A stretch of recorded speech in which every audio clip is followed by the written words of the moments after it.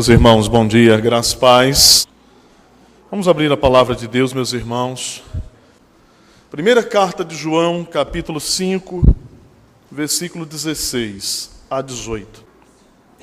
Se alguém vir a seu irmão cometer pecado não para a morte, pedirá e Deus lhe dará a vida aos que não pecam para a morte. Há pecado para a morte, por esse não digo que rogue. Toda injustiça é pecado e há pecado não para a morte. Sabemos que todo aquele que é nascido de Deus não vive em pecado. Antes, aquele que nasceu de Deus o guarda e o maligno não lhe toca. Amém. Na última mensagem, meus irmãos, pregada aqui, nós vimos como algumas pessoas, em meio a tudo o que estava acontecendo na igreja naqueles dias, como algumas pessoas, alguns crentes, alguns cristãos da igreja a qual João escreve originalmente, em meio a tudo aquilo, a toda aquela pressão e todos os problemas que cercavam a igreja, alguns haviam caído em dúvidas cruéis, em dúvidas terríveis. E exatamente por causa dessas dúvidas resultantes do apelo dos falsos mestres, da insistência deles em pregar uma mensagem diferente da mensagem apostólica, por causa destas dúvidas, João, então, ele escreve ao final desta carta. Nós estamos olhando as últimas palavras de João na sua primeira carta, e ele fornece à igreja, apresenta à igreja cinco certezas estas das quais a igreja jamais deveria se afastar. Certezas preciosas, certezas que não poderiam ser negociadas. Ele dá à igreja, em poucas letras, estas certezas às quais deveriam a igreja estar apegada. Do versículo 13 a 15, nós tratamos acerca das duas primeiras convicções da igreja, as duas primeiras certezas. A certeza da vida eterna em nome de Jesus. Aqueles que creem no nome de Jesus têm a vida eterna. E a certeza de que estes que têm a vida eterna no nome de Cristo são ouvidos por Deus. Deus os ouve. Quando eles oram, quando eles falam com Deus, Deus os ouve. Agora, pela manhã, olhando para os versículos 16, 17 e 18, nós vamos observar, tratar acerca de mais uma destas certezas preciosas e inegociáveis para a igreja. A certeza de nossa vitória sobre o pecado. Nós temos uma preciosa e valiosa, grande vitória sobre o pecado. É isso que João, no versículo 18, ele afirma. Sabemos, isto é, nós temos esta certeza, nós sabemos que todo aquele que é nascido de Deus não vive em pecado. Antes, aquele que nasceu de Deus o guarda e o maligno não lhe toca. Meus irmãos, um pouco antes do versículo 18, precisamente os versículos 16 e 17, como uma espécie de prolongamento daquilo que João vinha falando nos versos anteriores, versos que foram bases da mensagem do domingo passado, a última mensagem pregada aqui. João, ele diz que nós estamos certos de que Deus nos ouve. É isso que ele vinha dizendo. E agora, numa espécie de continuação ou de prolongamento dessa afirmação, ou de desdobramento dessa certeza que temos de que Deus nos ouve, ele agora nos ensina, nos diz que nós devemos interceder, nós devemos orar em favor de um irmão que tenha, porventura, cometido algum pecado, que tenha caído, tornado-se faltoso, diante de Deus. Ele disse que Deus nos ouve. Ele diz: se você vir um irmão pecar, ore a Deus por ele.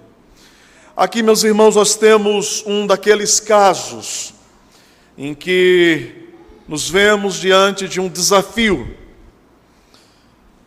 Nós sabemos que há partes na Escritura que não são tão fáceis de serem compreendidas. Elas são, de fato, representam para nós, assim, um desafio interpretativo. Nós estamos diante de um desses casos. Como interpretar as palavras de João quando ele escreve, dizendo que há pecado para a morte e que há pecado não para a morte? E algumas coisas importantes devem ser aqui destacadas. Primeiro, em relação ao fato de que, sabendo nós de que Deus nos ouve, devemos assim então orar por um irmão que pecou. E eu queria destacar algumas verdades em relação a isso, olhando para essa assertiva que João faz à igreja, essa declaração que João faz ao povo de Deus. Em primeiro lugar, à luz desta instrução de João, que devemos orar por um irmão que pecou, que caiu em pecado, nós vimos isso acontecer, nós tomamos conhecimento direto disso. Em primeiro lugar, nós devemos ter uma consciência cristã para com o irmão faltoso. Uma consciência na qual a misericórdia seja evidente. Como podemos ter certeza de que João está nos ensinando isso? Diante de alguém que pecou, termos uma atitude cristã na qual a misericórdia deve ser percebida, evidente. Ora, João escreve que se alguém vir um irmão cometendo um pecado, este deve então pedir a Deus em favor daquele irmão que pecou. E isso parece-me pressupor que nós, ao fazermos isso, orarmos por um irmão que pecou, nós estamos demonstrando misericórdia pela vida do outro. Esse cristão intercessor, que pode ser eu e você, sabe que Deus ouve as nossas orações e que Deus atende aqueles pedidos que estejam de acordo com a vontade dele, e ele atende aqueles pedidos que estão de conformidade com a verdade da Escritura Sagrada. Nós sabemos que Deus sempre estará disposto a perdoar aqueles que pecam, e que Deus sempre perdoará aqueles que se arrependem. E isso, então, para nós é um grande estímulo para que todas as vezes que cometemos um pecado, nós confessemos os nossos pecados a Deus e nós, então, creiamos que Ele nos perdoa. E nós também, meus irmãos, sabemos que sempre é agradável a Deus orar por aqueles que caíram em pecado. Nós não precisamos pedir licença para orar por alguém que pecou. Então, o que João ensina aqui é alguma coisa que se estabelece como uma norma para a vida cristã. Entre tantas, esta: se somos crentes, se virmos o nosso irmão cometer pecado, cair, nós devemos orar a Deus pela vida dele. E acredite, essa não é aquela oração em que nós pedimos para Deus matar o nosso irmão. Ao invés de nos levantar com uma palavra de condenação, ao invés de expormos a pessoa e o pecado cometido ao público,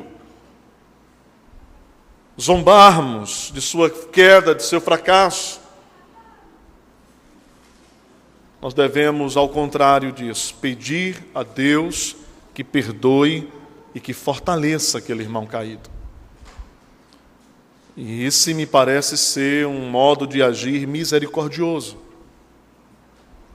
Sempre é melhor ser misericordioso. Bem-aventurados são os misericordiosos, porque eles alcançarão misericórdia. E ser misericordioso como uma atitude cristã não significa fazer vistas grossas com o pecado do outro. Não se trata disso, relevar aquilo que precisa ser tratado, confrontado, mas se trata de ser misericordioso. E é sempre bom agir assim com alguém que é nosso irmão na fé e fracassou. Porque, meus irmãos, afinal, quem de nós não desejaria ser tratado com igual misericórdia, caso nós estivéssemos no lugar do outro? Esse é um pedido ao qual Deus responderá, diz o texto. Se nós oramos por um irmão que caiu, Deus então lhe dará vida, diz a Escritura que lemos. E isso então significa que Deus irá responder restaurando, renovando espiritualmente aquele que caiu, fazendo ser reerguido, animado. Então, quando João diz que devemos orar por aquele que conhecidamente caiu, nós devemos assim demonstrar como cristãos que somos misericordiosos para com o outro. Em segundo lugar, essa ênfase de João para que oremos pelo irmão caído nos leva a saber que devemos nos lembrar sempre que todos nós, meus irmãos, estamos sujeitos aos mesmos sentimentos. Então, quando eu olho para um irmão que pecou e talvez tenha cometido um pecado feio, bem grave, bem feio, não apenas eu devo orar misericordiosamente a Deus pela vida dele, para que Deus o levante e lhe dê vida, mas eu devo me lembrar que eu sou sujeito aos mesmos sentimentos que aquele irmão. Por que razão olharíamos para um irmão que caiu e nós agiríamos como se nós mesmos não pudéssemos cair no mesmo erro ou cair em um pecado ainda muito pior? Por quê? Porque olharíamos para um dentre os nossos que encontra-se fraco, doente espiritualmente, arruinado, debilitado, moribundo, arrasado, e olhar de tal maneira arrogante, pecaminosa, como quem não poderia tropeçar no mesmo laço ou tropeçar ainda no muito pior que aquele. Certamente essa perspectiva não é uma perspectiva cristã segundo o Evangelho. Certamente Deus não quer que nós pensemos assim acerca daquele que caiu. Mas parece que alguns pensam serem blindados. Você já ouviu aquela propaganda, ou já leu, quem sabe, aquele livro? Eu ainda nunca li. Casamento Blindado. Já ouviu que existe esse livro? Casamento blindado. Alguns crentes pensam que são blindados para certos pecados. Eu já, para minha tristeza, certa feita, ouvi um irmão dizer, sabedor de um determinado pecado de um irmão, aquele irmão em comentários chegou a dizer: como é que pode ele cometer um pecado desse? Eu não faço um negócio desse nunca. Nós devemos nos lembrar que todos nós compartilhamos dos mesmos sentimentos. Então, que razão temos para presumir que somos mais fortes que o outro? Que somos invioláveis por este ou aquele pecado? Que não corremos o mesmo risco, ou os mesmos riscos de cair naquele pecado e até em pecados piores?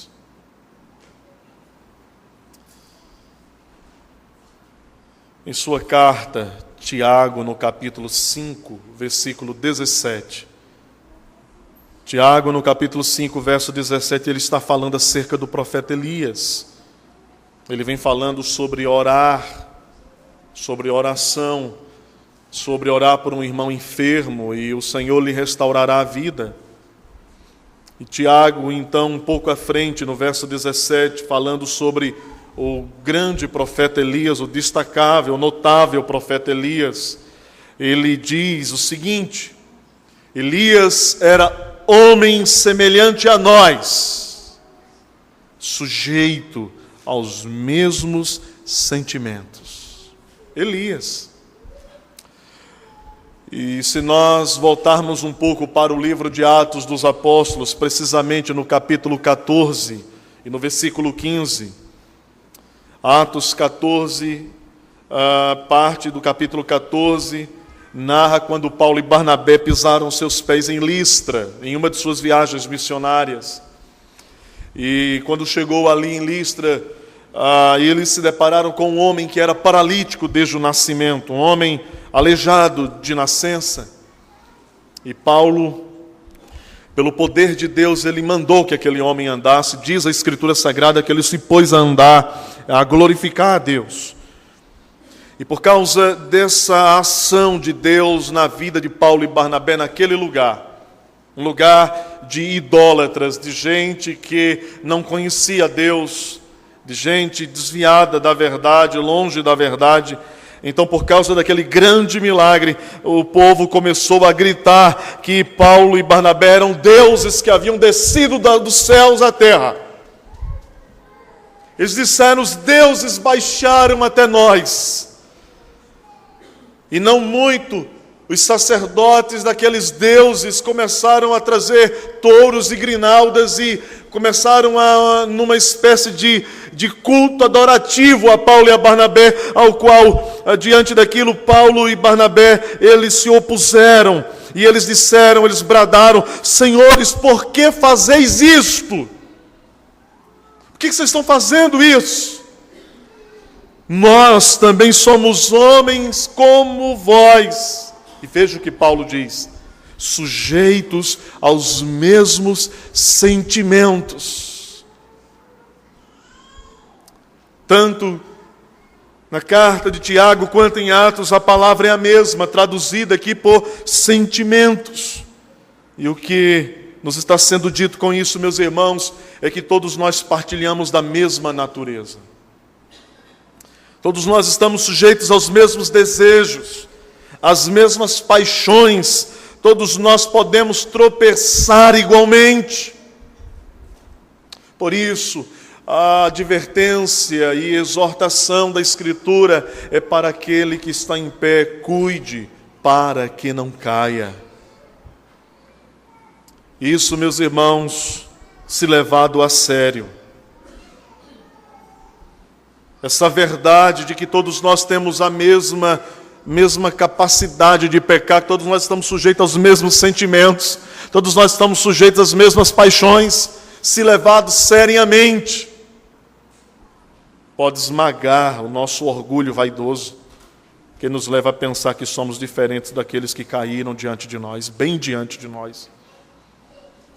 Em terceiro lugar, porque devemos orar pelos irmãos que fracassaram, orar porque devemos agir com misericórdia, orar porque nós mesmos podemos cometer os mesmos pecados. Em terceiro lugar, devemos fazer assim, porque sempre devemos ter em mente, devemos nos lembrar sempre de confiar na graça de Deus, e não confiar na nossa possível resistência ao pecado. Essa me parece uma conclusão muito lógica diante de uma realidade que é a mesma para todos nós. Se todos nós corremos os mesmos riscos, se todos nós podemos cair nos mesmos e em piores pecados, nós devemos então confiar na graça de Deus e não na nossa capacidade, na nossa possível resistência ao pecado. Se todos nós estamos sujeitos aos mesmos sentimentos, nunca será sábio de nossa parte agir como se nossa vitória sobre o pecado fosse fruto da nossa habilidade de vencer o pecado. Nós não somos habilidosos para vencer o pecado. Porque não há vitória sobre o pecado que não venha da cruz de Cristo Jesus. Não há vitória sobre o pecado fora, distante da graça salvadora de Deus.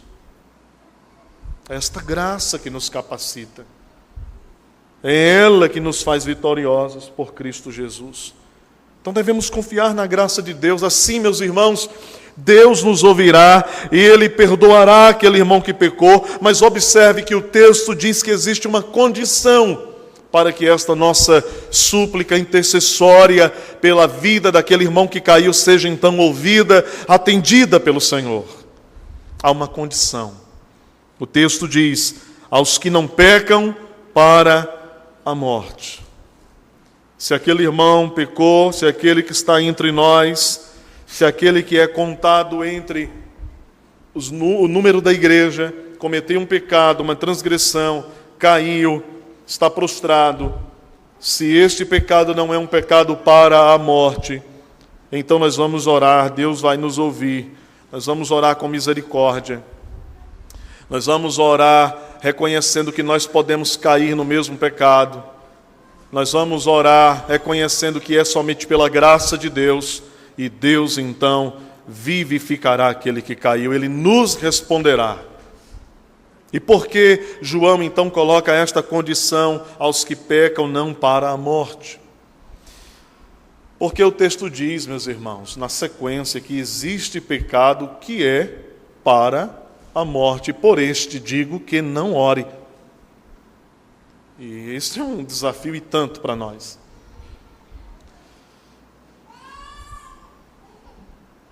Está no final do versículo 16. Mas observem, todos nós sabemos de uma verdade além de todas estas, que todo pecado mata. Não é verdade? Porque todo pecado é transgressão da lei de Deus. Então, todo pecado tem como resultado ou como salário a morte. A morte. Não há um pecado que não mata, que é neutro. Porque o pecado, se é a quebra da lei de Deus, a transgressão da lei de Deus, então quando o homem, por qualquer pecado, quebra, fere, transgride a lei, então o que está agora posto contra ele é a espada da lei. Então nós temos como pressuposto básico, elementar, que todo pecado cheira a morte. Mas como alinhar isso ao que João está dizendo, que há pecado para a morte, e não ore, e há pecado que não é para a morte, e que não ore, e que então ore? E nós precisamos entender o que João está escrevendo aqui para aquela igreja. E nós devemos entender que João tem em mente outra coisa. João não está lidando com a natureza intrínseca do pecado, porque a natureza intrínseca do pecado é morte, é separação. Esta é a natureza intrínseca do pecado. A essência do pecado é separação, é morte. Veja que na consumação, na plenitude do reino consumado no novo céu e na nova terra, o pecado não entrará pelas portas da cidade. De fora ficarão os pecados e os pecadores não redimidos. Porque naquela cidade, o seu significado é cidade de vida. Há um rio de vida que corre do trono de Deus. E nós sabemos que este rio, ele irriga toda a cidade. A vida. E vida é incompatível com morte, com pecado. De maneira tal que, quando a Escritura diz que Deus nos libertou do domínio e nos livrou de toda a condenação resultante do pecado, ela trata isso como que Deus nos dando vida. Ele nos deu vida em seu Filho Jesus Cristo.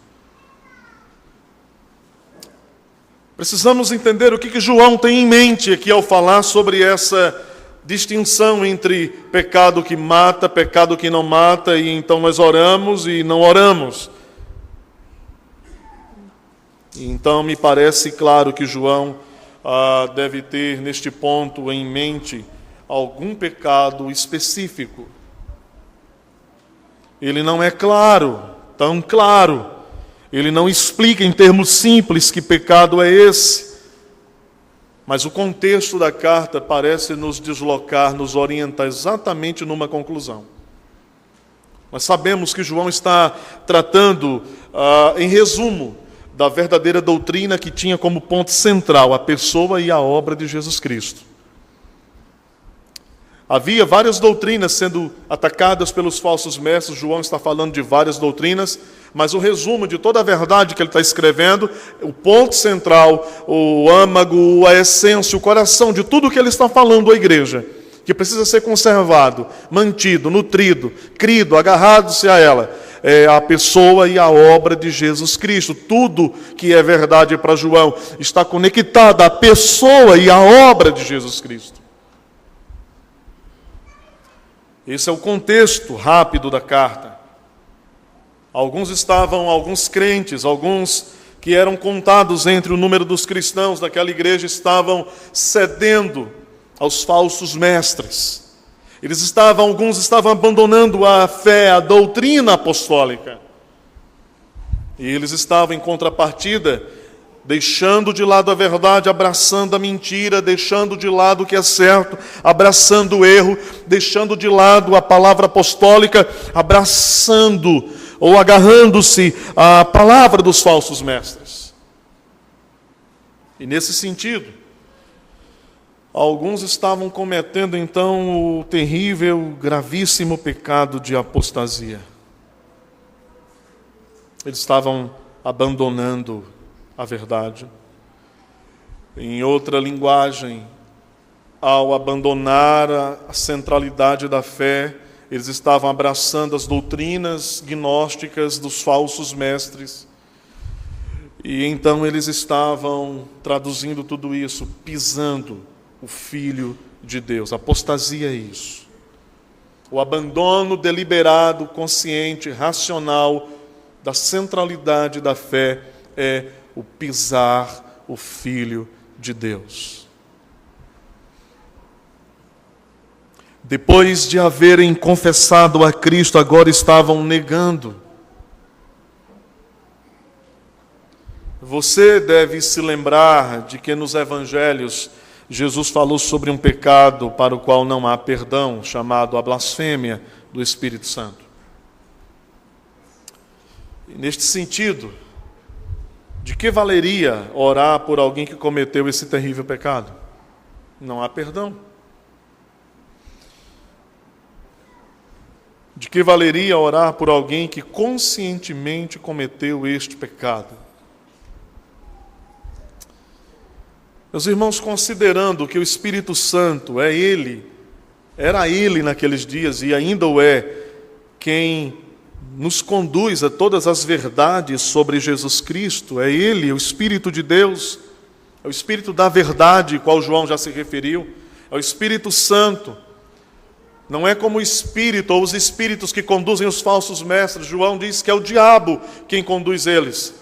Mas o Espírito Santo conduz a igreja, ele estava conduzindo a igreja, ele estava dando todas aquelas verdades acerca de Cristo à igreja por meio dos apóstolos.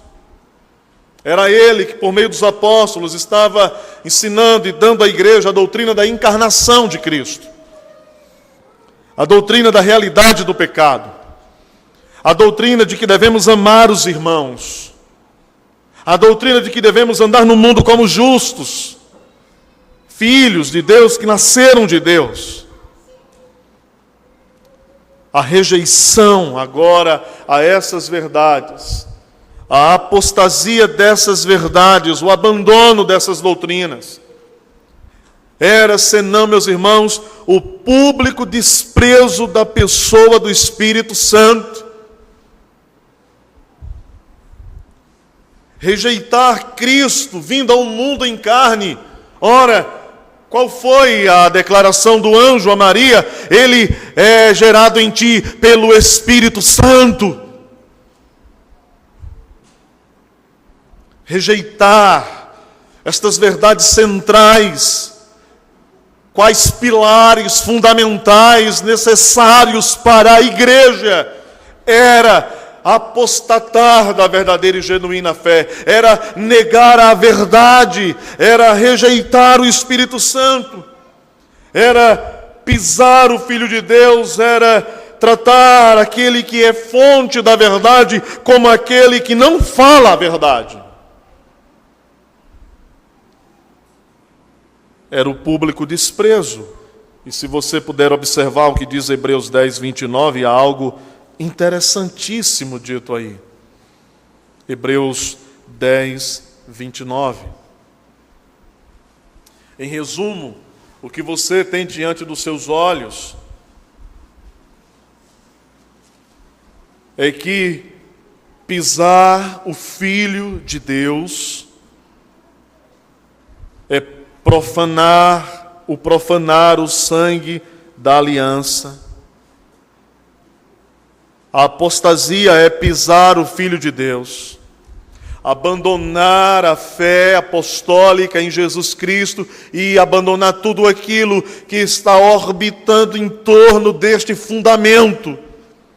É pisar o Filho de Deus, é profanar o sangue da aliança, é ultrajar, vejam a palavra, é ultrajar. E o que é isto? Ultrajar é injuriar, é ofender, é blasfemar o Espírito da graça.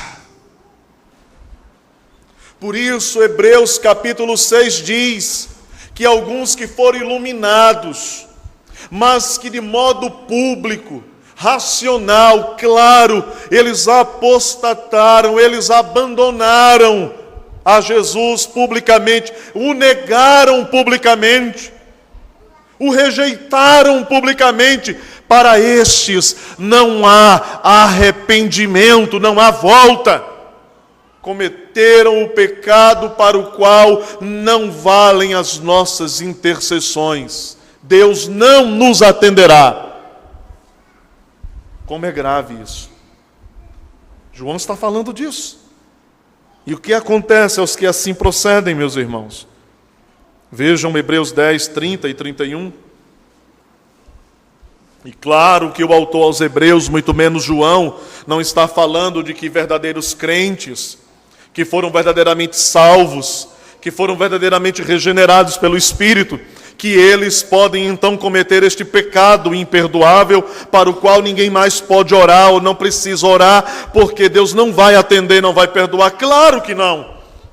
Tanto Hebreus quanto João está falando de pessoas que aparentemente eram cristãs, mas que demonstraram nunca terem sido redivivas pelo poder do sangue, porque negaram aquele único que pode salvar o homem dos seus pecados. E em Hebreus 10, 30 e 31, após dizer, falar acerca daqueles que pisam o Filho, que ultrajam, que blasfemam do Espírito, por abandonar a verdade. Então o autor escreve: ora, nós conhecemos aquele que disse: a mim pertence a vingança, eu retribuirei. E outra vez, o Senhor julgará o seu povo.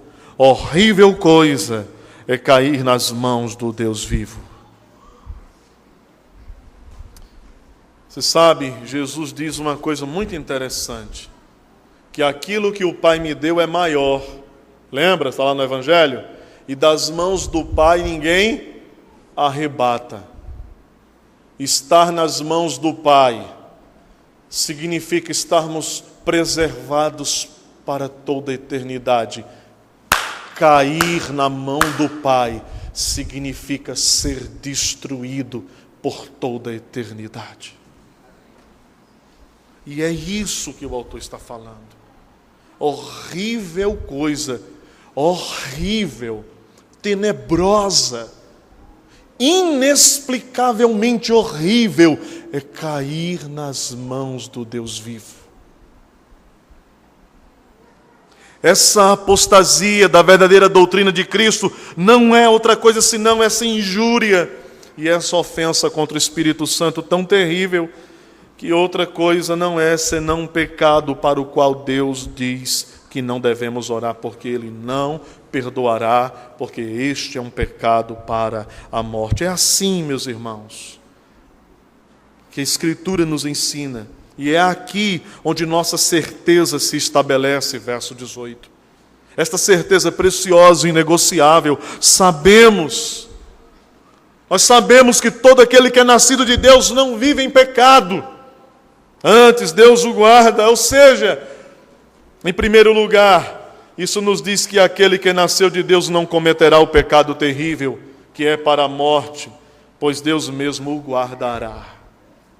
É assim que Judas 24 diz: ora, aquele que é poderoso para vos guardar. Deus nos guarda. Nós que cremos no nome de seu Filho, temos esta certeza da vida eterna. Nós, meus irmãos, todos nós que temos a certeza de que Deus nos ouve, também somos aqui esclarecidos e animados para termos sempre em nosso coração a certeza de que nós nascemos de Deus e nós não vamos cair em tão terrível pecado, porque Ele nos preserva, Ele nos guarda, Ele faz isso, nos guarda. Todo aquele que nasceu, Ele guarda. O maligno não toca, o maligno não tem autoridade sobre nós. O diabo não tem poder sobre nós. Ele não pode nos arrastar a este pecado deplorável. Ele não pode nos conduzir a um pecado que estabelece, senão uma outra coisa, senão isto, uma vida de dependência constante de um pecado que alimenta outro pecado. Mas não é assim a nossa vida. Não vivemos debaixo de um pecado que alimenta outro pecado. Não é assim a nossa vida, porque nascemos de Deus, porque Deus nos guarda, porque o maligno não tem autoridade sobre a nossa vida. Quem nos condenará se Ele nos justificou? Não é assim a nossa vida, porque de fato nós não vivemos subordinados ao poder escravizador do pecado. Nós nascemos de Deus, Ele nos guarda, Ele nos protege, Ele nos preserva. É assim que diz a Escritura: o maligno não nos tocará. É verdade que pecamos de tantas formas. Mas deixa eu dizer uma coisa para você. Nós não precisamos da mão do diabo para pecar.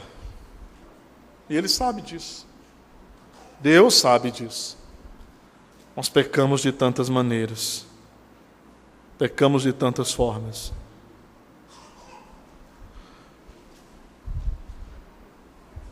E se nós podemos orar por aquele que pecou, nós podemos orar por nós mesmos. E se Deus pode dar vida àquele que pecou e por quem nós oramos, então nós podemos orar por nós mesmos também, a certeza de que Deus também nos dará vida. Ele nos restaurará, porque o pecado não tem domínio sobre nós. João não negou a realidade do pecado. Pelo contrário, ele reafirmou e combateu os que o negavam. Mas ele diz: embora vocês, como filhos de Deus, não podem agora simplesmente não pecar, estejam certos de que Deus sempre perdoará vocês, Ele guardará vocês. Mas sabemos que quem nasceu de Deus vive longe do poder dominador do pecado. Isso é uma grande lição de incentivo para uma vida cristã piedosa. Essa é uma grande exortação, um elemento muito animador para a nossa alma. Isso aqui está nos dizendo, por fim, meus irmãos, que nós podemos buscar uma vida mais santificada. Nós podemos lutar contra o pecado, porque esta não será uma luta perdida. Nós podemos vencer os nossos pecados diários. nós podemos crescer em graça e poder, porque Deus nos guarda. Nós terminamos aqui convictos de que esta certeza de que temos alcançado grande vitória sobre o pecado, sem dúvida, compõe o quadro de certezas preciosas e inegociáveis para cada um de nós. Como saber dessa verdade? Como saber dessa verdade, meus irmãos, tão preciosa para nós, e não nos sentirmos animados a lutar hoje, amanhã, e vencer, e quando tropeçarmos, orarmos e nos levantarmos na certeza de que o sangue de Jesus Cristo nos purifica de todo pecado. Meus irmãos, esta é uma certeza da qual não podemos abrir a mão. Ela deve estar agarrada, presa em nossas mãos, em nosso coração. Deus nos dá a vitória sobre o pecado. Não podemos trocar esta certeza por qualquer coisa. Não podemos barganhar com ela, fazer uma negociata barata. Esta certeza de que o Deus nos dá a vitória sobre o pecado é algo precioso demais para nós. É uma preciosidade para a nossa alma. Permaneçamos, pois, firmes, sempre firmes, sabendo de que se cremos no nome do Filho de Deus, temos a vida eterna. Se temos a vida eterna, Deus nos ouve. E se Ele nos ouve, nós sabemos também de que Ele nos dá a vitória sobre o pecado. Que Ele nos ajude a vencer os nossos pecados. Amém.